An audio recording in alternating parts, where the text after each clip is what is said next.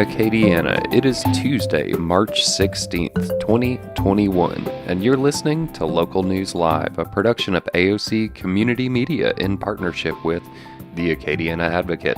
Their team of journalists print the stories important to our community and state, and we are happy to read you some of those stories. You can hear Local News Live Monday through Friday from 9 a.m. to 10 a.m. on AOC 1, the AOC Community Media channel on YouTube, and on Cypress Street Radio at aocinc.org/csradio. You can find the print versions of these stories and more at theadvocate.com. We couldn't bring you this community service without the generosity of our volunteer newsreaders. Today, we're joined by Daniel Rayburn. Good morning, Daniel. Good morning. Thanks so much for reading. I am going to go listen on Cypress Street. Well, thank you. And good morning, Acadiana. It's my pleasure to be here with you once again to bring you the news.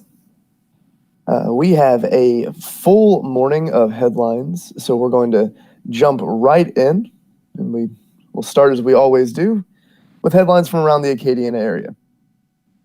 And here's our first. Mutah statue hearing delayed for sixth time.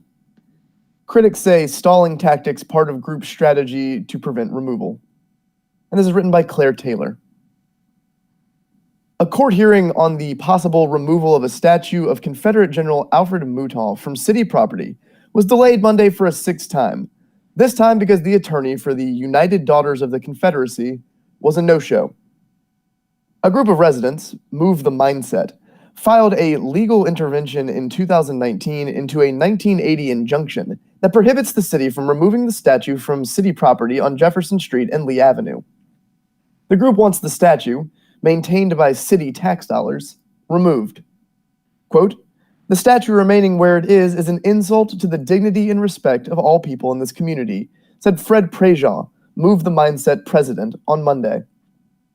"There is nothing Alfred Mutah did to warrant his statue being in the honorable place it is now." The city of Lafayette joined in the movement to remove the statue, which was erected and donated to the city in 1922 by the United Daughters Alfred Mutah chapter during the Jim Crow era of black suppression. The city and United Daughters in 1980 made an agreement that the city would not remove the Mutah statue unless necessary to do road work. Current city parish attorney Greg Logan said Monday the agreement amounted to the illegal donation of public property to the United Daughters, which is a violation of the Louisiana Constitution. Jerome Morrow, attorney for Move the Mindset, called the 1980 agreement a backroom deal. J. Michael Wooderson, attorney for the United Daughters, was not present at Monday's hearing. He filed a motion to continue the hearing, writing that he underwent heart surgery on February 1st and is unable to return to work for several months. A January hearing was delayed because Wooderson indicated he had surgery scheduled. Hearings on the matter previously were delayed due to other illness, hurricanes, and the pandemic. Morrow and the city's attorneys objected to continuing the hearing again. Wooderson filed for a continuance by facsimile but did not properly follow up with a hard copy filing until Thursday, which was too late, Morrow said, and did not provide him with a copy. Monday's court date was agreed to by all parties in December. Wooderson's behavior is disrespectful to the court, Assistant City Parish Attorney Larry Marino said. All other parties were prepared and in attendance, which cost their clients. Judge David Smith wasn't happy about another delay, but granted the continuance because the appeal court probably would send it back to him if he proceeded with one of the parties not present by an attorney. Smith agreed to consider a special court date instead of delaying the case until his next regular docket date in about 3 months. Quote, "The UDC strategy is to delay this as long as possible," Prejean said Monday. "We could have had the January hearing." Morrow, who said Wooderson does not respond to calls or emails from him, said after the hearing Wooderson did not follow up simple rules of procedure that all attorneys follow.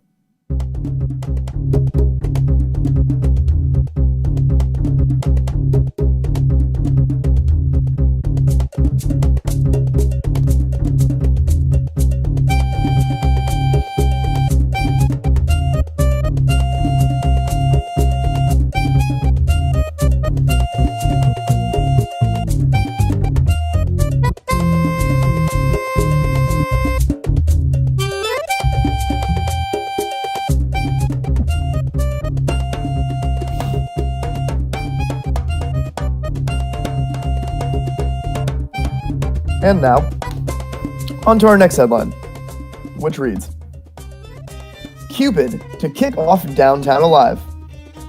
3 virtual shows make up the 38th season. The 38th season of Downtown Alive will kick off Friday with a performance by Cupid. The Lafayette native, best known for his hit single, Cupid Shuffle, will perform live from Parish Inc. in downtown Lafayette. The concert begins at 6 p.m. on Downtown Alive's Facebook page.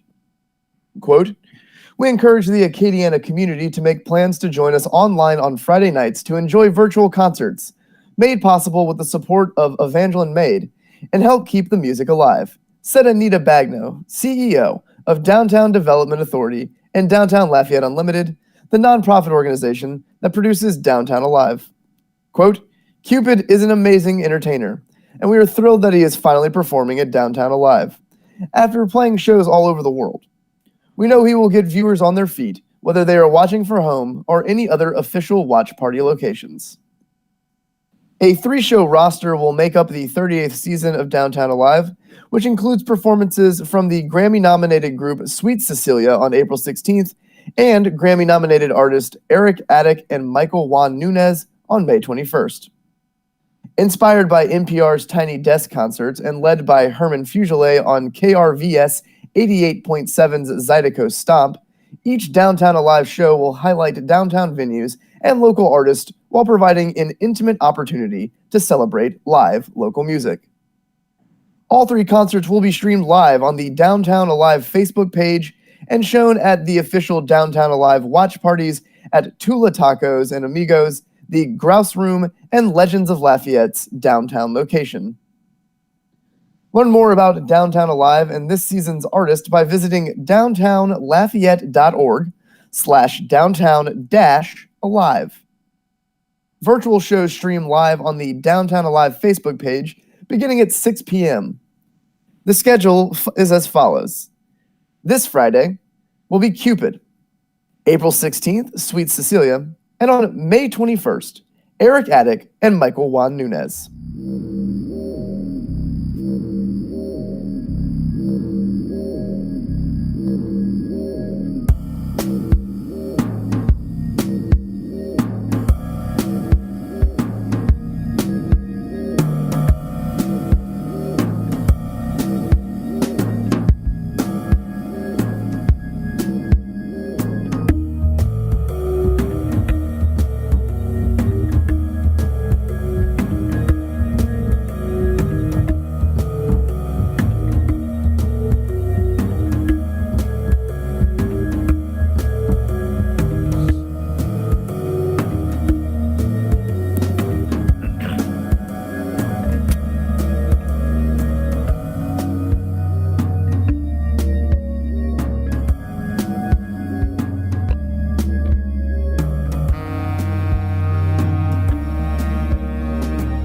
And with that, we will now move to a series of crime headlines brought to us by the Advocate Crime Blotter.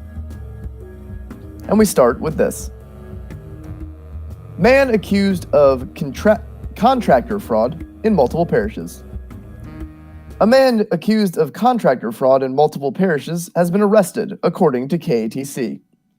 Lafayette Parish Correctional Center records show that Kermit Joey Leger, 43 of Washington, was booked last week on counts of felony theft, multiple counts of contractor fraud, and home improvement fraud as a fugitive on multiple warrants, and has holds on him from Acadia, Calcasieu, Iberia, St. Martin, and St. Mary parishes.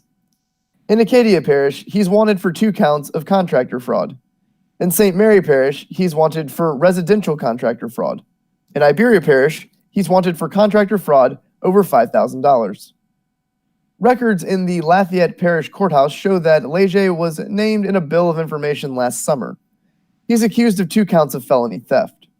In one case, he's accused of stealing more than $5,000 but less than $25,000 from a woman in November of 2019. In the other, he's accused of stealing more than $1,000 and less than $5,000 in February of 2020.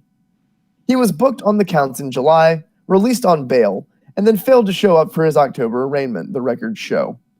A bench warrant was issued for his arrest.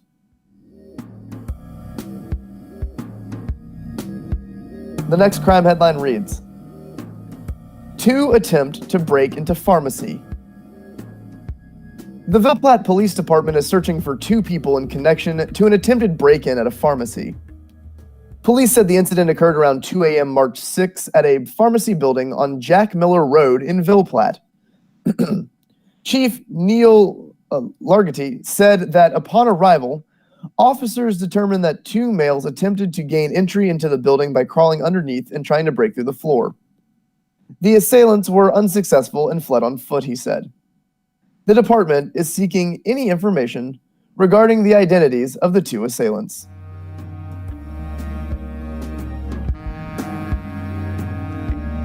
And our next crime headline reads, St. Landry President comments on arrest. Parish President Jesse Bellard issued a statement Monday on Friday's arrest of the St. Landry Parish Animal Control Center's former director. Stacy Alamaw McKnight, who was the director from February 3, 2015 to March 8, 2020, was booked with 3 counts of theft of livestock by the Louisiana Livestock Brand Commission and 8 counts of theft, 1 count of injuring public records, and 1 count of malfeasance in office by the St. Landry Parish Sheriff's Office after an investigation began looking into missing horses at the Animal Control Center. Quote, "After taking office in August 2020 to fill the parish president's position, I asked the Sheriff's Department to start looking into the missing livestock at the parish's Animal Control Center," Bellard said. "Theft and malfeasance cannot be overlooked or ignored in government. St. Landry Parish government will not tolerate this type of behavior." The investigation covered that 3 horses, files, and equipment from the animal control facility in Opelousas were missing and later found at Alamaw's home in Ethel. Bellard said that parish employees would be held accountable for any transgressions.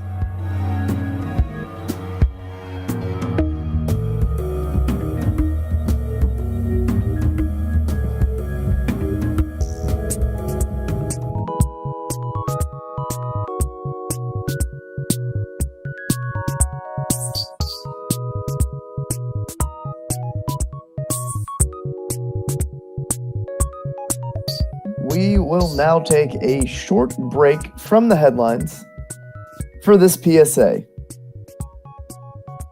Reach a larger audience. Speak to your local community.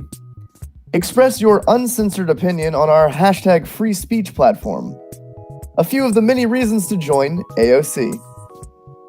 Amplify your voice on our channels.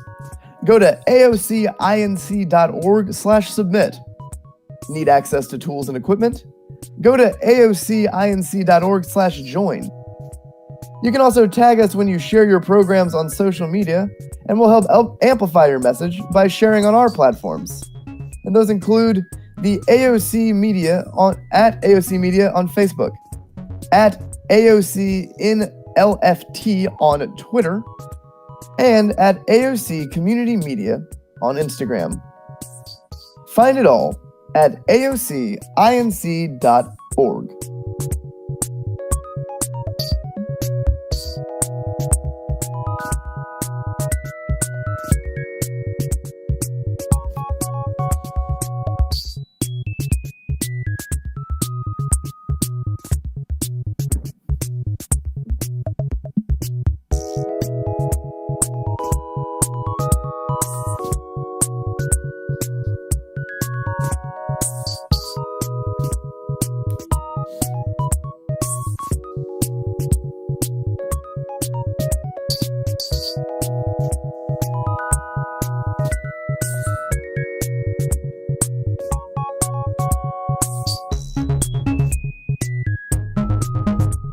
And now, we return to the headlines with this.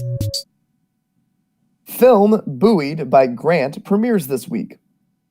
17-year locust about Haitian man and Cajun woman's bond.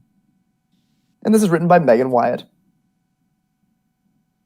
A short film about a Haitian immigrant and a Cajun woman whose only common connection is the French language will premiere this week.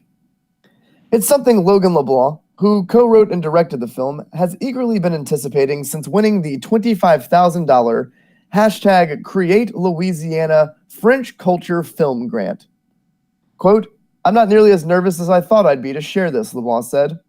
"I'm actually pretty optimistic. I'm normally pretty hard on myself as a creative or an artist. You think of what you could have done differently. I'm not getting to a place where I can view it objectively, and I'm excited. I don't think that happens very often." The film, titled 7-Year Locust, debuts at 10:05 p.m. Thursday on TV5 Monde USA, the largest sponsor of the $25,000 hashtag Create Louisiana grant that funded the project. The film will also be screened at the New Orleans French Film Festival at the end of the month, streamed virtually from March 23rd to the 31st as part of the festival, and will be screened at the French Embassy in Washington, D.C. on March 20th. The screenings coincide with the annual celebration of International Francophone Month in March. Quote, "I think the most interesting thing about working on this film was how many people had to come together to get a piece that's accurate," said Allison Ball DeHart, the film's producer. The film has a Haitian Creole dialect, and it has a Cajun French standard French conversation. Then it has English. It sounds somewhat simple, but in order to get that accurate for someone who watches this in Paris versus someone in Louisiana, the Cajun French has to be understandable to others who speak different dialects of French.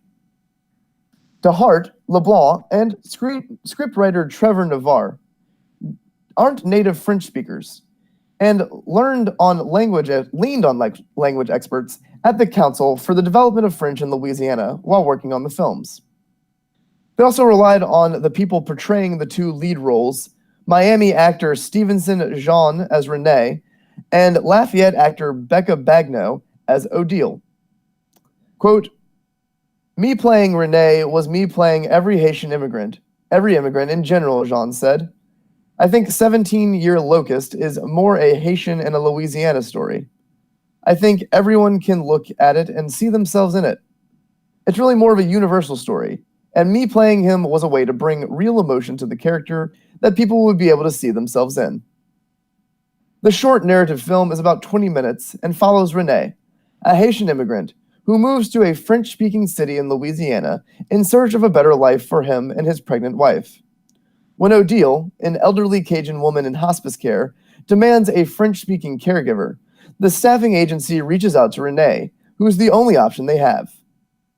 After intense conversation, Odile learns from Renee that he intends to abandon his own culture and traditions in exchange for becoming an American.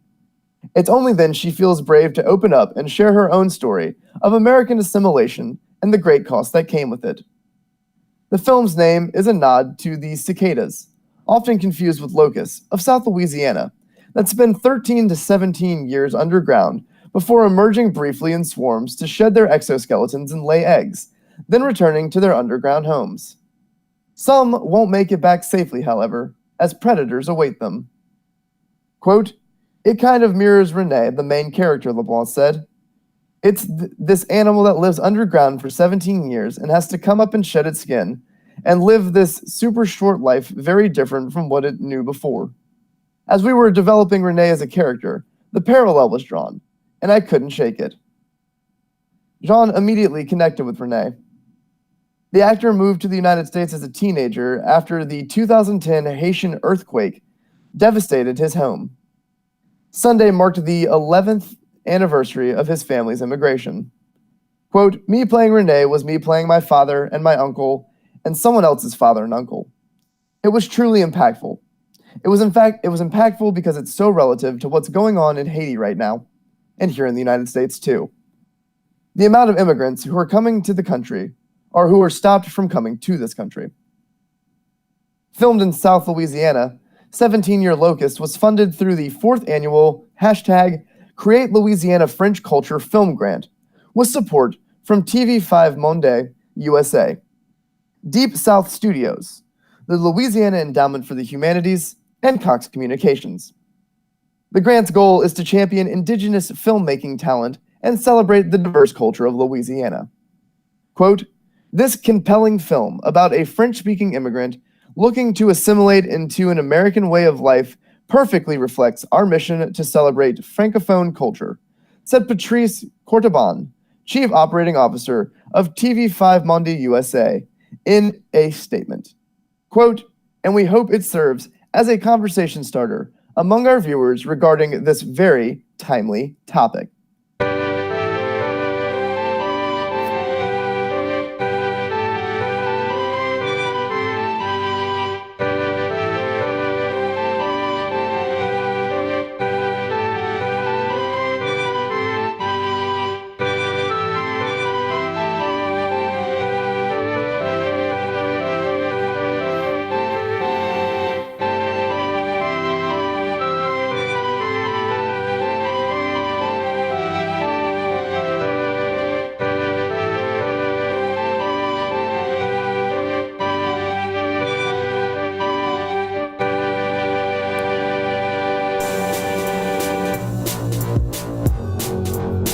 And with that, we will once again take a break from the headlines, this time to bring you our Today in History, famous birthdays, and the daily horoscope.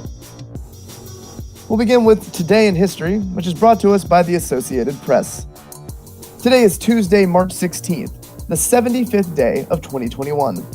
There are 290 days left in the year. Today's highlight in history. On March 16, 1945, during World War II, American forces declared they had secured Iwo Jima, although pockets of Japanese resistance remained. On this date, in 1802, President Thomas Jefferson signed a measure authorizing the establishment of the United States Military Academy at West Point, New York. In 1926, rocket science pioneer Robert H. Goddard successfully tested the first liquid-fueled rocket at his Aunt Effie's farm in Auburn, Massachusetts. In 1935, Adolf Hitler decided to break the military terms set by the Treaty of Versailles by ordering the rearming of Germany. In 1968, the My Lai massacre took place during the Vietnam War as U.S. Army soldiers hunting for Viet Cong fighters and sympathizers killed unarmed villagers in two hamlets of Son Mai village. Estimates of the death toll vary from 347 to 504. In 1972, in a nationally broadcast address, President Richard Nixon called for a moratorium on court-ordered school busing to achieve racial desegregation. In 1984, William Buckley, the CIA station chief in Beirut, was kidnapped by Hezbollah militants. He was tortured by his captors and killed in 1985. In 1994, figure skater Tanya Harding pleaded guilty in Portland, Oregon to conspiracy to hinder prosecution for covering up an attack on rival Nancy Kerrigan, avoiding jail but drawing a $100,000 fine. In 2003, American activist Rachel Corrie, 23 years old, was crushed to death by an Israeli military bulldozer while trying to block demolition of a Palestinian home in the Gaza Strip. In 2004, China declared victory in its fight against bird flu, saying it had, quote, stamped out all its known cases. In 2006, Iraq's new parliament met briefly for the first time. Lawmakers took the oath but did no business and adjourned after just 40 minutes, unable to agree on a speaker, let alone a prime minister.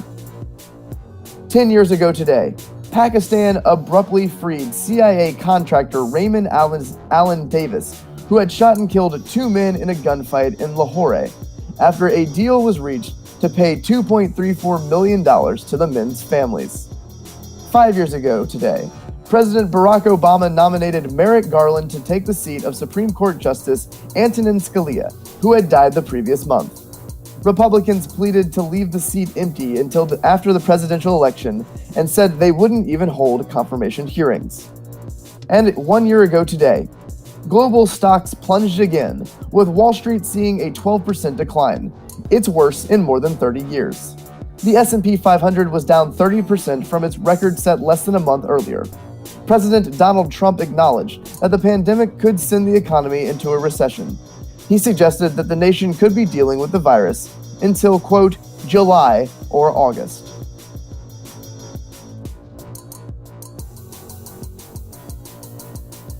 And now we'll look at today's famous birthdays. We start with country singer Ray Walker, who has turned 87 today. Game show host Chuck Woolery is 80 today. Country singer Robin Williams has turned 74. Actor Eric Estrada of Chips is 72 today. Actor Victor Garber is also 72 today. Country singer Ray Benson of Asleep at the Wheel has turned 70. Rock singer-musician Nancy Wilson of Heart is 67. World Golf Hall of Famer Hollis Stacy is also 67 today. Actor Clifton Powell has turned 65. Rapper and actor Flavor Flav is 62 today. Rock musician Jimmy DeGrasso has turned 58. Actor Jerome Flynn is also 58 today. Folk singer Patty Griffith has turned 57. Actor Lauren Graham is 54. Actor Judah Freelander is 52 today. Actor Alan Tudyk is 50. Actor Tim Kang is 48. R&B singer Blue Cantrell has turned 45 today. And finally, actor Brooke Burns is 43.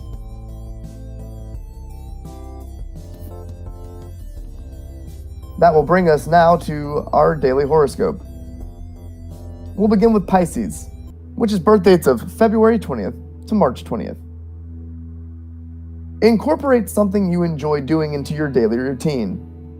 Educational pursuits that could boost your career, and refuse to let a setback or someone's actions consume you. To Aries, which is birth dates of March 21st to April 19th. Keep marching forward, and don't stop until you reach your destination. Progress takes discipline, fortitude, and courage, but the result will be worth it. Don't stop believing. For Taurus, which is birth dates of April 20th to May 20th. Emotions will confuse you if you let them take control. Be realistic, and you'll avoid getting caught in a no-win situation. Be willing to compromise and simplify. For Gemini, which is birth dates of May 21st to June 20th. Sort through information, go over details carefully, look for discrepancies, and make adjustments. Keep your guard up when dealing with people who talk big, expect a lot, and offer little. For Cancer, which is June 21st to July 22nd birth dates. Pay attention to detail, but don't lose sight of your deadline. Working quickly and finishing on time is as important as the effort you put into anything you pursue. For Leo, which is birth dates of July 23rd to August 22nd. Changes taking place will strike an emotional chord. Work to find new opportunities to fill any void you are feeling. Put your energy into self-improvement and solid, realistic plans. For Virgo, which is August 23rd to September 22nd birth dates. It's up to you to bring about change. Don't wait for someone to push you in a direction that benefits them more than it benefits you. Take control and embrace what you feel passionate about. For Libra, which is September 23rd to October 23rd birth dates. Delve into something that makes you feel passionate. Emotional spending and joint ventures will not turn out as planned. You'll be misled by someone who lacks integrity. For Scorpio, which is birth dates of August 24th to November 22nd. Don't fold under pressure. When in doubt, take a pass. Gravitate towards the things you know are possible and that you enjoy doing. Seek out like-minded people to help you. To Sagittarius, which is birth dates of November 23rd to December 21st. Don't participate in something you don't want to pursue. Problems at home will surface if tempers flare. Keep the peace, but don't lower your standards or do something you'll regret. for Capricorn, which is December 22nd to January 19th birth dates. Someone who opposes the changes you are initiating will question you. Don't get into an argument over something that isn't going to matter as you move forward. Follow your heart. And finally, for Aquarius, which is January 20th to February 19th birth dates, let your intuition lead the way, and you'll find a way to use your skills and knowledge to your advantage. Reinventing the way you market yourself will help you in your professional aims.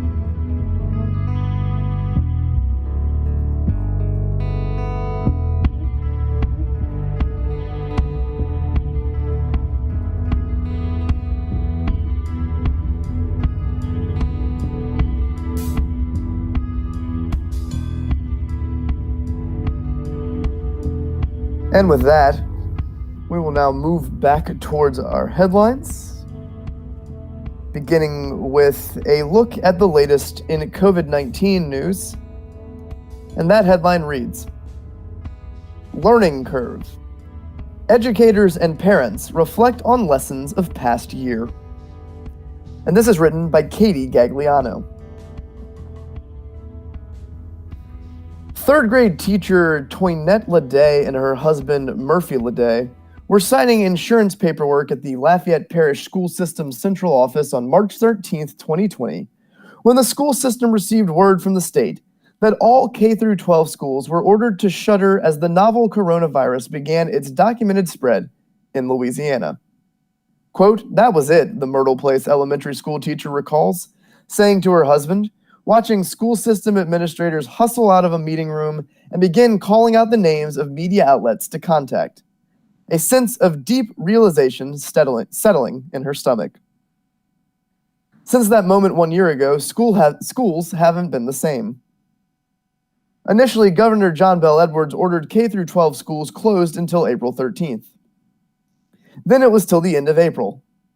Then the end of the academic year as the state weathered its first wave of COVID-19 cases, hospitalizations, and deaths. Lafayette schools announced plans to conduct virtual and distance learning during the absence, then scrapped that plan after surveys revealed disparities in internet and technology. Graduation dates shifted from spring to summer as school districts tried to maintain celebrations. When Lafayette resident Holly Walker, a mother of 3, heard Lafayette public schools were closing, she was in sheer disbelief. Walker, whose 9-year-old daughter Lauren is now a student in Leday's class, said she relies on school and childcare outside the home to make running her baby and child clothing boutique, Lafayette Moms and Babies, feasible. Quote, "You think there are certain things in life you can count on that are never going to change," she said. "School is one of them. School will never stop." From that moment on, Walker said life was about give and take, keeping the kids entertained while avoiding unnecessary exposure, deciding when it was appropriate to integrate family members back into daily life, juggling her day-to-day business operations with COVID-19 shopping restrictions and childcare needs. Walker and her husband, TJ, turned their dining room into a joint office. She would shuffle the kids outside while TJ, an inside sales representative for an oil field company, took calls, and he would watch the kids at the end of the day so she could take time alone to watch TV. During the first stay-at-home order, Walker's children rode along as she delivered local purchases as orders trickled in, and she tried to scrape together whatever business she could. Quote, "Driving around for work was good because we were out of the house. It was our only reason to get dressed. It was our only reason to look presentable. It was our only opportunity to see the world outside," Walker said.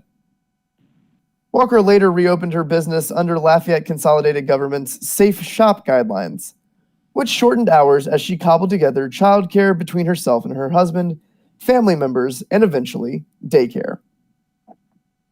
At times, the boutique owner said she wondered if she should close her business or if she could hold on through months of reduced sales. After 7 years running her boutique, Walker said the pandemic cut her business down to making just enough money to cover rent and essentials, and she didn't want to go back to days of grinding only to earn nothing for months on end. But if she shuddered, Walker said, she knew it would be a long-term mistake. Is this really what's good for me? Is this what's good for my kids? Is this what's good for this community?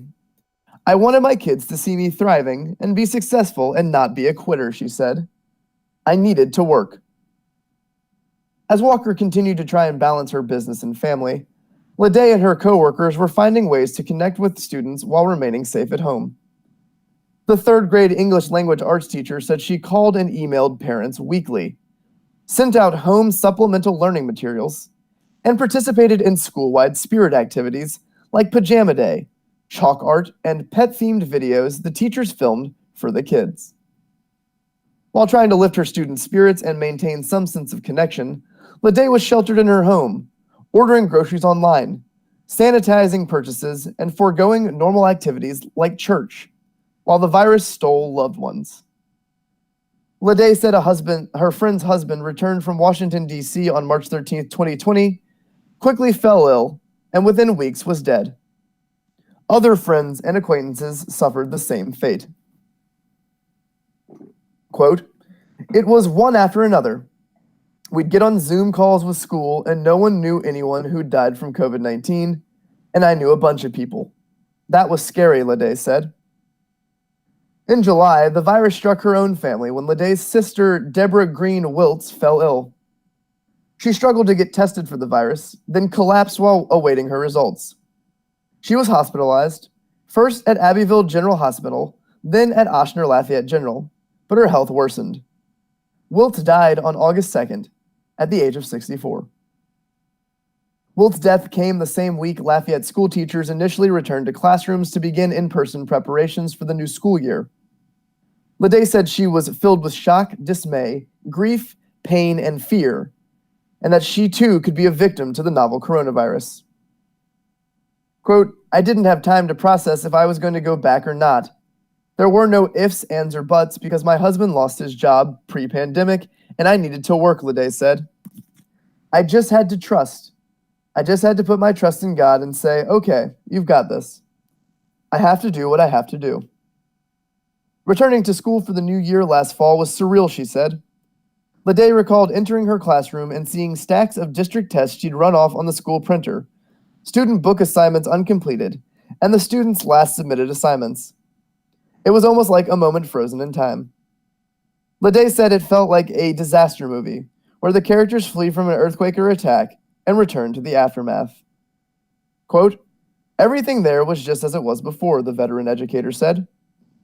It wouldn't remain that way for long, as educators cleared their classrooms of unnecessary furniture and congruent elements, stocked up on sanitation supplies, studied up on new district and campus COVID-19 policies, and tested safety strategies students would be expected to follow on campus.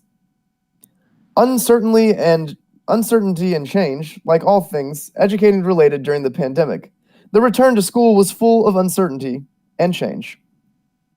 First, the Lafayette school system planned to return in mid-August, as scheduled prior to COVID-19. Then the first day was shifted until after Labor Day. Originally, all students faced the potential for hybrid in-person and at-home learning schedules, but in August, the school system announced pre-kindergarten through 5th grade students would be allowed to attend school face-to-face full-time, while middle and high school students would be on a hybrid schedule, subject to more changes in the future.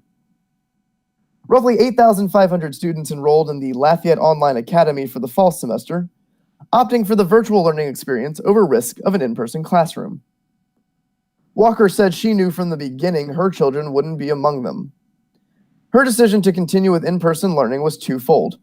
First, there were concerns her 3rd grade daughter and twin kindergartners' education would suffer. Second, Walker knew she couldn't successfully run her business while overseeing her children's virtual education. Something would have to give. Quote, "It's like having to do homework with your children at night, after work, except it's their whole education. Do I quit my business forever so we can temporarily do some online schooling? Or do we fight to squeeze it all into a 1-hour window that we have in the evening when everyone is going to be frustrated and tired and miserable? It's just not feasible for everyone," she said. The mother of 3 recalls the wave of relief she felt when back-to-school plans were finalized. For the first time in months, Walker said she knew she'd had the opportunity to give her undivided attention to her business, or at least get 5 minutes alone in her home. Quote, "I can do something without someone asking me for a snack," she said. Though a defined return date offered some direction, it didn't answer questions floating among teachers and parents about how schools would operate in the new academic year. Walker and Leday recalled conversations and online chatter among peers questioning how students could adapt to wearing masks all day, avoid touching other children, and navigate school assignments if they're mandated to quarantine after COVID-19 exposure. Both women said they'd been impressed by the children's resiliency. Leday said the students social distance, wear their mask, diligently wash and sanitize their hands, and accept other new protocols as if they've always been in place. Quote, "My boys don't know any different," Walker said. "They just walked into school, and they may think they're wearing a mask all day is something that everyone's always done at school because they've never been to one before." While the Walker twins may not understand the changes, big sister Lauren, 9 years old, remembers what school was like before COVID-19. With second grade cut short, Lauren had no opportunity to celebrate the end of the school year or give her teachers a proper goodbye last spring. The 9-year-old recalled it was nothing like the end of first grade when parents gathered for a final day of fun to celebrate the end of the year with their kids. She even missed the chance to officially celebrate making the principal's list for the first time. The abrupt end and time away made coming back to school even sweeter. Quote, "I am really excited. I was excited to see all my teachers and see what we're going to do this year," Lauren said. Being back has had its ups and downs. Lauren said wearing a mask all day was hard in the beginning, and getting used to it took practice and short mask breaks while safely distanced. The third grader doesn't remember what all of her classmates look like without a mask. But the trials and new rules and routines haven't dulled the third graders' enthusiasm to learn. Lauren said when getting a question right, quote, "I get really excited. I normally get excited when it's a really hard question, and I'm like, yes, I did this." Connection, laughter, and positivity have been key to navigating and surviving the pandemic, Leday said. Educators, led by Principal Catherine Brasilgi, instituted classroom mailboxes for, quote, "kind notes" from students and coworkers to lift spirits. The school's courtesy committee is lending support to educators struggling or experiencing personal hardships, and school-wide recognition days and activities, like a Black History Month contest spearheaded by Leday, have helped add levity and fun. Leday said she still brings the same spirit of joy to her classroom. She considers herself a comedian, launching into song while explaining concepts, telling funny stories about her life, and searching for quick moments to crack a joke and build connection with students. It's how she operated before the pandemic, and it's transcended the virus impact on schooling to remain part of her teaching style now. Quote, "I'm all about business, but at the same time, in that 90 minutes we have a little 2-minute fun, we're going to do that because that's what happens, and you can see their little minds open. It's like you're not really a teacher, you're a person, and when that happens, what I see is when they open up, they understand better," she said. Finding joy in the moment doesn't mean that the year has been without its challenges. Leday said at first she was fearful to be too near to her students. Concerned about contracting COVID-19 from an asymptomatic child, she would hover near the front of the room and deliver lessons from the board. Eventually, after several months, the teacher warmed up to getting closer to students' desks and visiting with them for brief periods. The workload this year has also increased. Leday oversees 2 in-person ELA classes and also manages Myrtle Place's first and third grade students in the Lafayette Online Academy. She said the grades were divided among a handful of teachers on top of their in-person courses. Leday juggles posting, checking, and reviewing assignments for online students with lesson preparation, grading, teacher meetings, car line duty, and other needs for in-person school. She said it's not in her to give less than her all for her work. Quote, I've been teaching 26 years, and I'm a mom, so I can juggle. If I have to bring it home and do it, I will, Lede said. If I'm up sometimes at 4 o'clock in the morning thinking, how can I do this better? In addition to online academy work, Lede is also trying to cram in concepts from second grade that the students have missed or struggle with after the abrupt end to the school year last spring. Quote, there are things they didn't get last year, to where we have to go back and pull and look where they're weak, so I have to make sure they're getting as much as possible. But then, on the other end, I have to teach guidebooks at a third grade level. And it's like, how do you find the time? Well, I have to find the time, the educator said. Lede said she's confident deficiencies can be corrected, especially if parents continue to offer extra support and struggling students consider summer school or tutoring opportunities. The third grade teacher said she's seen definite growth and improvements in September. Quote, I definitely think they're going to catch up, Lede said. Walker said she isn't concerned about her daughter's performance.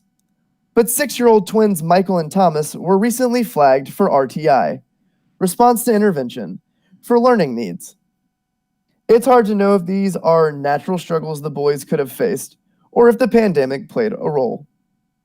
Class days were shortened to accommodate transportation needs, which things like integrated RTI time in kindergarten and independent reading time for Lauren, among other things, had to be trimmed. While tracking how the pandemic has impacted learning will take time, other losses are immediately clear. Walker, past vice president of the Myrtle Place PTO, hasn't set foot on campus this year for school activities. No pageants, no fundraisers, no special lunch days, or escorting her kindergartners to class for the first time. It's been hard missing all those moments, she said. Quote, things have been sacrificed, and it shows up somewhere, the Lafayette mother said. There's no way that anyone could have come up with a perfect answer.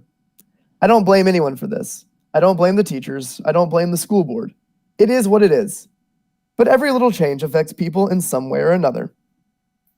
Both women are hopeful an end to the pandemic is in sight. Lede received her first dose of the Pfizer-BioNTech COVID-19 vaccine in late February and is due for her second dose this week.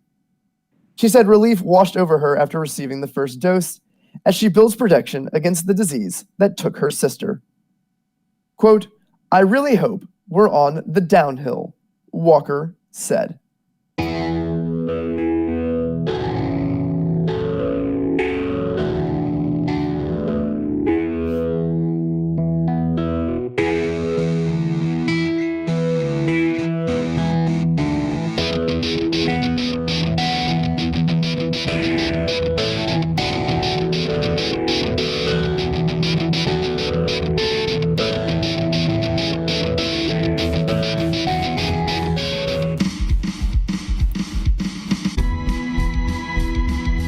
That story will now bring us to the last headline of the day. It comes to us from the world of sports, and it reads, Cajuns still looking for the solution on offense. UL looking to snap five-game skid. And this is written by Kevin Foote. It was not a good week of hitting in Mississippi for the UL Ragin' Cajuns.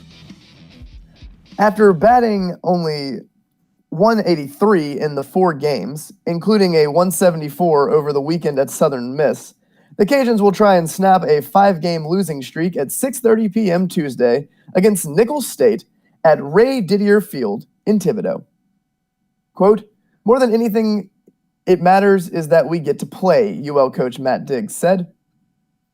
We want to get out there and correct some things and play better baseball. We want to get back out. Tomorrow night is a great test. I mean, you can pick any place in the country to go if you say, I really want to get tested. I promise you this, Thibodaux, Louisiana is a great spot to get tested. Nicholls State, with a current record of 7-7, is coming off of a 4-game weekend sweep of Stephen F. Austin, while the Cajuns, who currently sit at 9-8, try to win their first road game since the opening weekend at Tulane. In Degg's mind, The slump began offensively with the 5-4 loss at McNeese State on March 3rd. Quote, "Since about that McNeese game, our approach has been a little bit lax.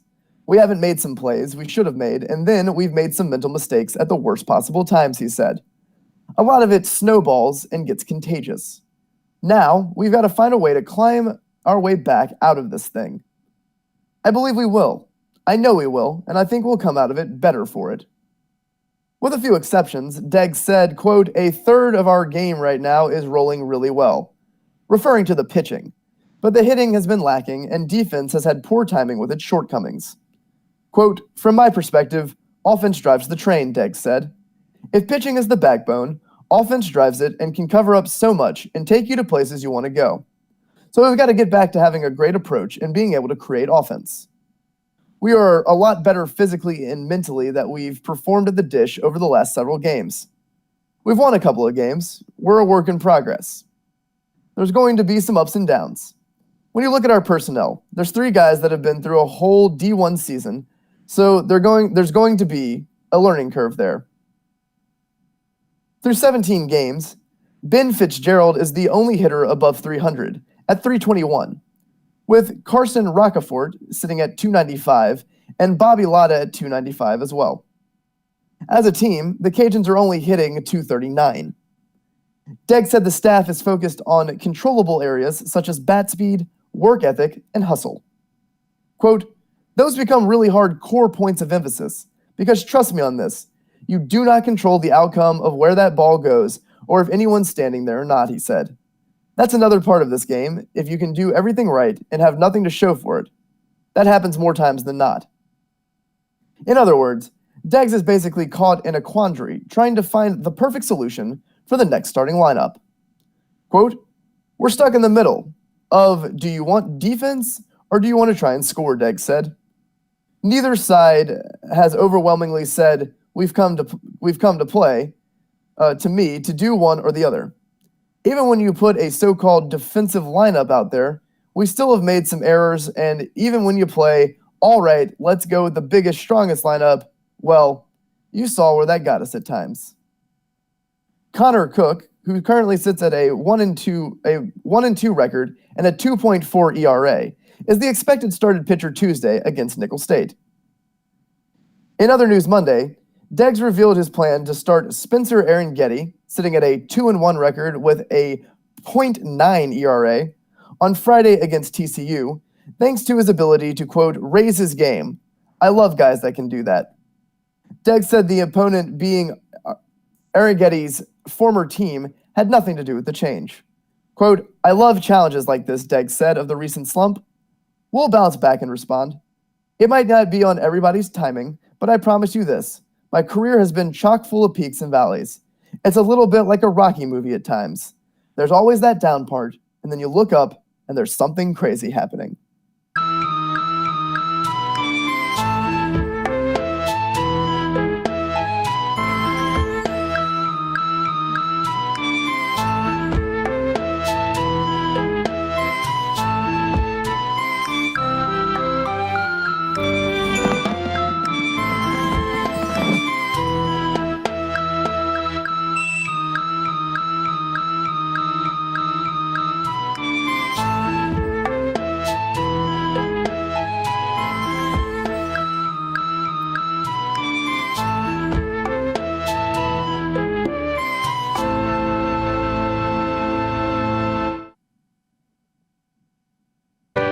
Before we close the program today, we will recognize the funerals in the Acadiana area. We will begin with Pearl Armentor, with service at St. Anne's Catholic Church in Youngsville at 2 p.m. We also have Robert Detweiler, with service at Sacred Heart Church at 3 p.m. Susan Jenkins has service at Faith Cathedral World Outreach, located on Highway 14 in New Iberia at 11 a.m. And finally, Barbara Stelly, with services at Evangeline Memorial Gardens Chapel in Carencro at 1:30 p.m.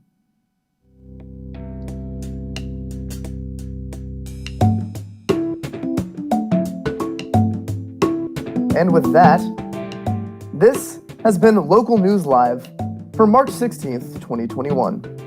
And I've been your reader, Daniel Rayburn. Join us at 9 a.m. Monday through Friday on AOC 1, Cypress Street Radio, or the AOC Community Media channel on YouTube. You can read these stories and more at theadvocate.com and find out how to volunteer and more at aocinc.org. Thank you very much for listening.